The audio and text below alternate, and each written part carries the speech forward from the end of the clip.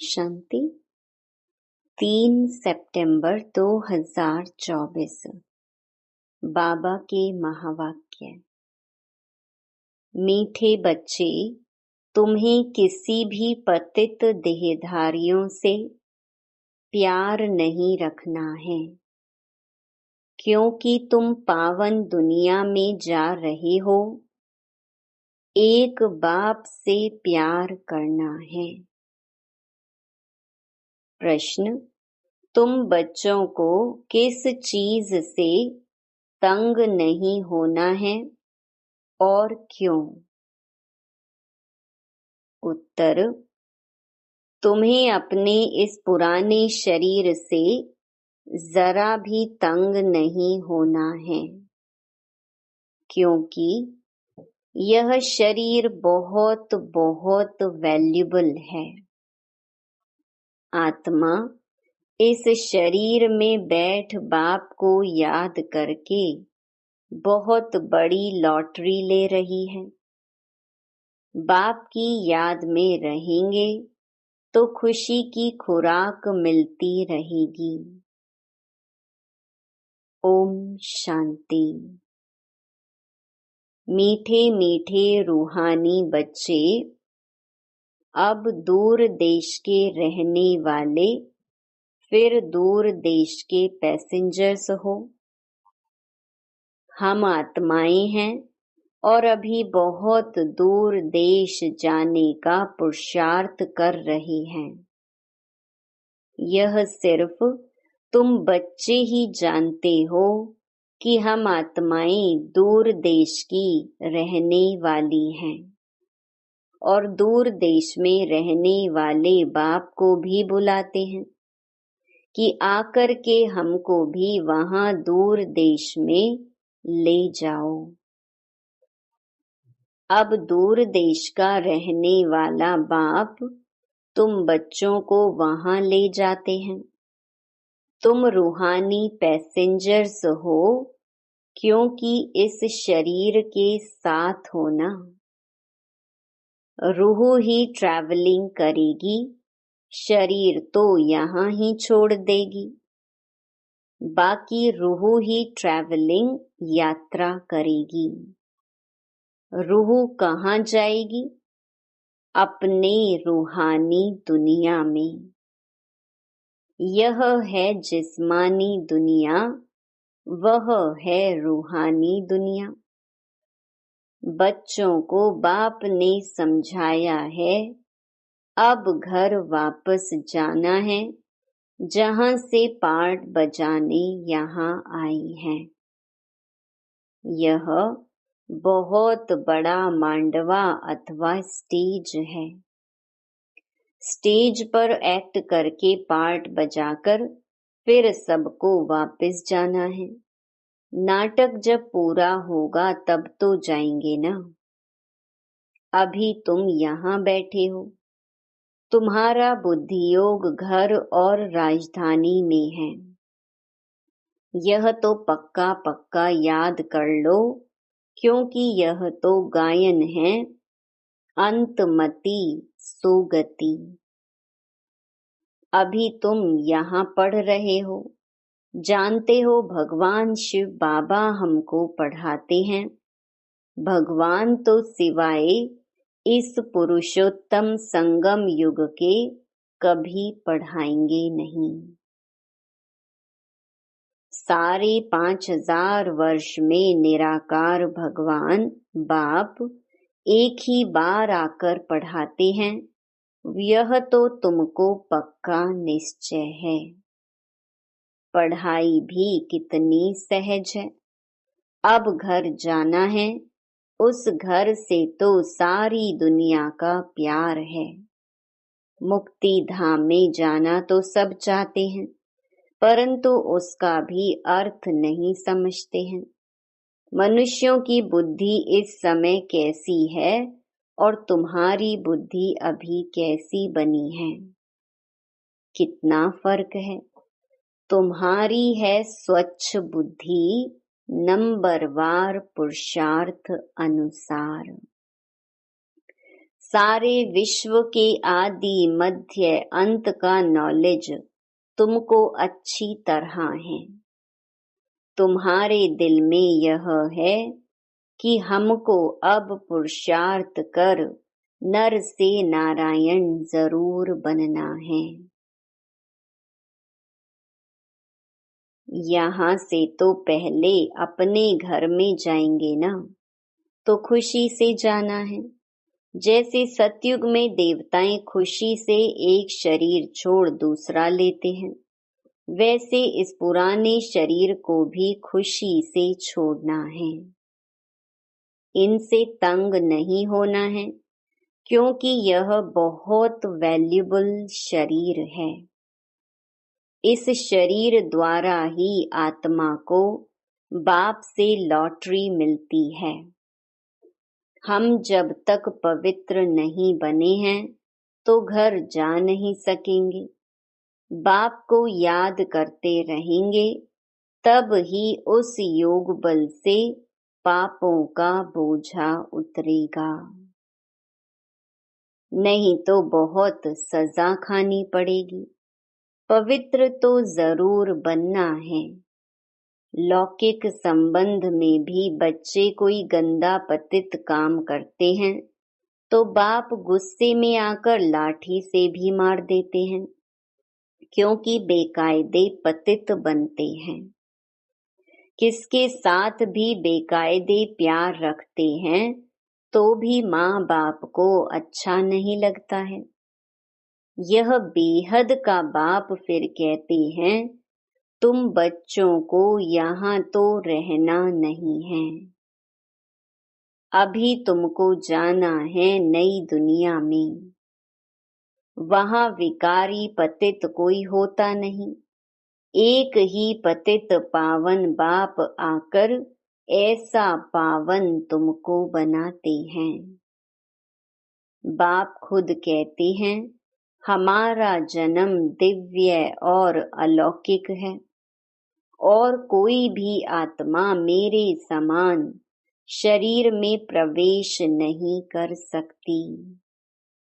भल धर्म स्थापक जो आते हैं उनकी आत्मा भी प्रवेश करती है, परंतु वह बात ही अलग है। हम तो आते ही हैं सबको वापस ले जाने के लिए। वह तो ऊपर से उतरते हैं नीचे अपना पार्ट बजाने। हम तो सबको ले जाते हैं, फिर बतलाते हैं कि तुम कैसे पहले पहले नई दुनिया में उतरेंगे। उस नई दुनिया सतयुग में बगुला कोई भी होता नहीं। बाप तो आते ही हैं बगुलों के बीच, फिर तुमको हंस बनाते हैं। तुम अब हंस बने हो, मोती ही चुगते हो। सतयुग में तुमको यह रतन नहीं मिलेंगे। यहाँ तुम यह ज्ञान रतन चुगकर हंस बनते हो। बगुले से तुम हंस कैसे बनते हो, यह बाप बैठ समझाते हैं। अभी तुमको हंस बनाते हैं। देवताओं को हंस, असुरों को बगुला कहेंगे। अभी तुम किचड़ा छुड़ाए मोती चुगाते हो। तुमको ही पद्मा पदम भाग्यशाली कहते हैं। तुम्हारे पैर में छापा लगता है पद्मों का। शिव बाबा को तो पाँव है नहीं जो पद्म हो सके। वह तो तुमको पद्मा पदम भाग्यशाली बनाते हैं। बाप कहते हैं, मैं तुमको विश्व का मालिक बनाने आया हूँ। यह सब बातें अच्छी रीति समझने की हैं। मनुष्य यह तो समझते हैं ना स्वर्ग था, परंतु कब था फिर कैसे होगा वह पता नहीं है। तुम बच्चे अभी रोशनी में आए हो, वह सब हैं अंधियारे में। यह लक्ष्मी नारायण विश्व के मालिक कब कैसे बने यह पता ही नहीं है। 5000 वर्ष की बात है। बाप बैठकर समझाते हैं, जैसे तुम आते हो पाठ बजाने, वैसे मैं भी आता हूँ। तुम निमंत्रण देकर बुलाते हो, हे बाबा, हम पतितों को आकर पावन बनाओ। और किसको भी ऐसे कभी नहीं कहेंगे। अपने धर्म स्थापक को भी ऐसे नहीं कहेंगे कि आकर सबको पावन बनाओ। क्राइस्ट अथवा बुद्ध को थोड़े ही पतित पावन कहेंगे। गुरु वह जो सद्गति करे। वह तो आते हैं, उनके पिछाड़ी सबको नीचे उतरना है। यहाँ से वापस जाने का रास्ता बतलाने वाला, सर्व का सद्गति करने वाला अकाल मूरत एक ही बाप है। वास्तव में सतगुरु अक्षर ही राइट है। तुम सबसे राइट अक्षर फिर भी सिख लोग बोलते हैं। बड़ी बड़ी आवाज से कहते हैं सतगुरु अकाल।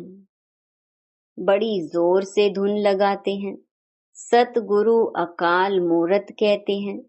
मूरत ही नहीं हो तो वह फिर सतगुरु कैसे बनेंगे? सद्गति कैसे देंगे? वह सतगुरु स्वयं ही आकर अपना परिचय देते हैं, मैं तुम्हारे मिसल जन्म नहीं लेता हूँ।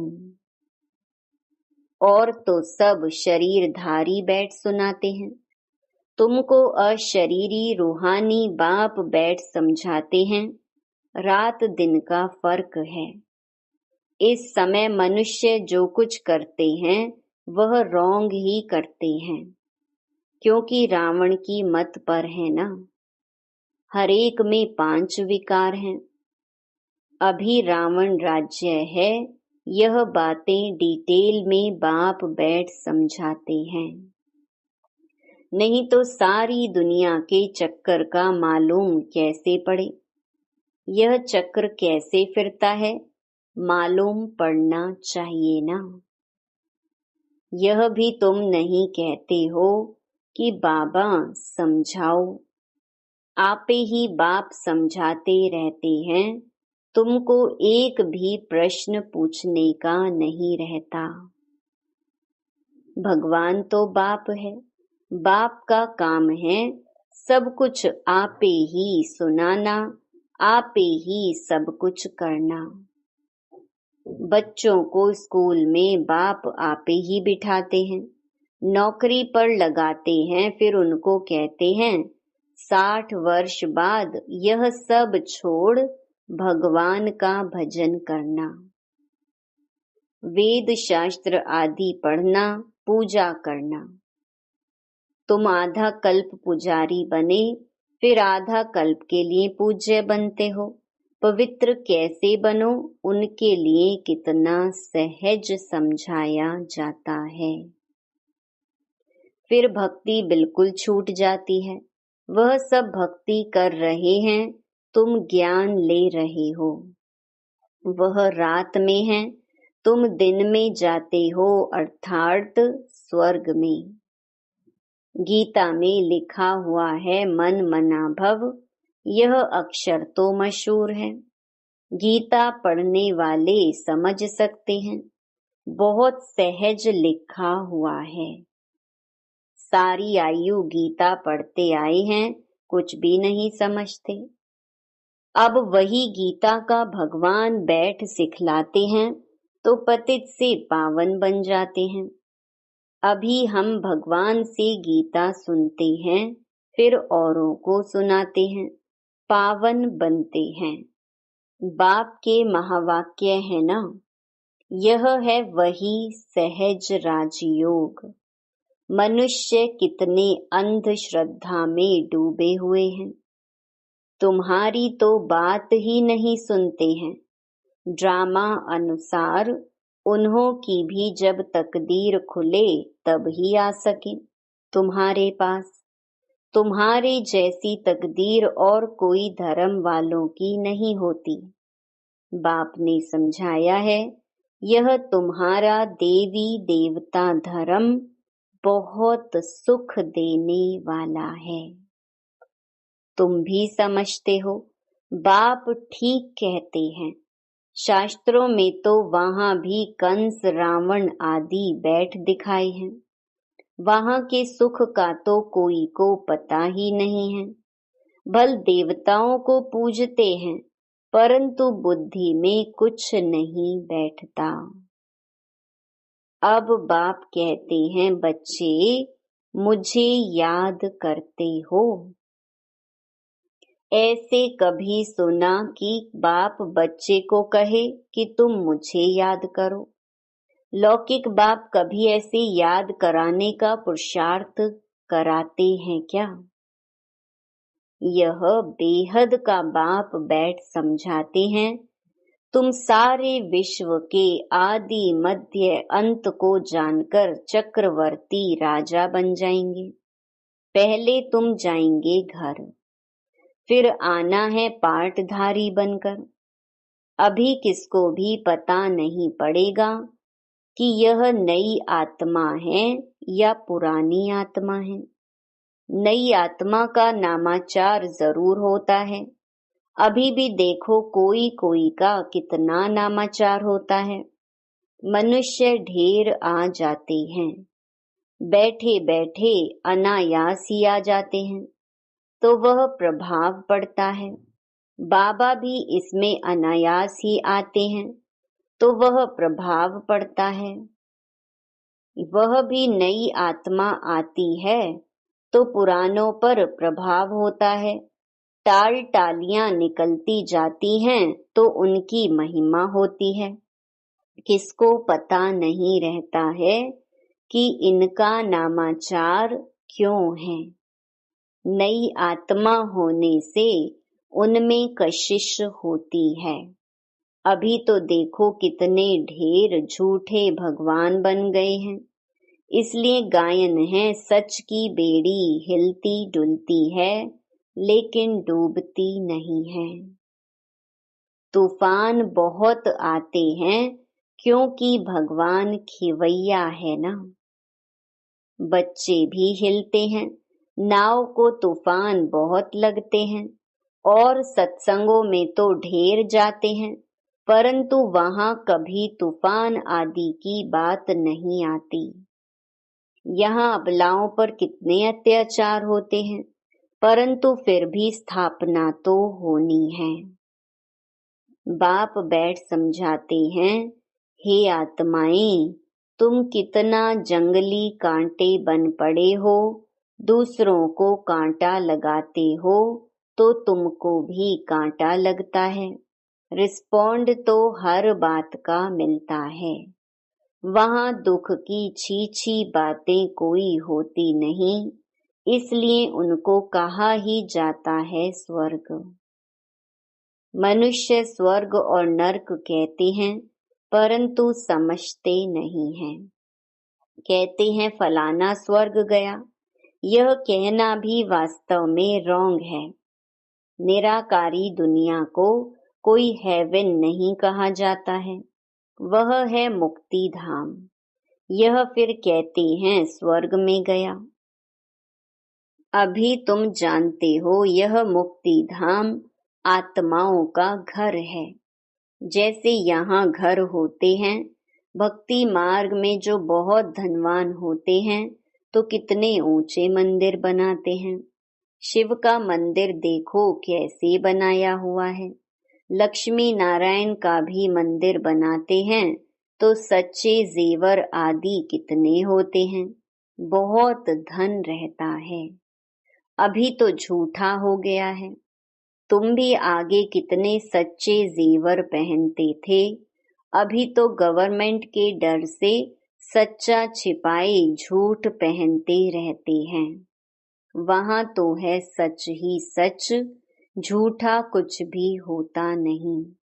यहाँ सच्चा होते भी छिपाकर रख देते हैं।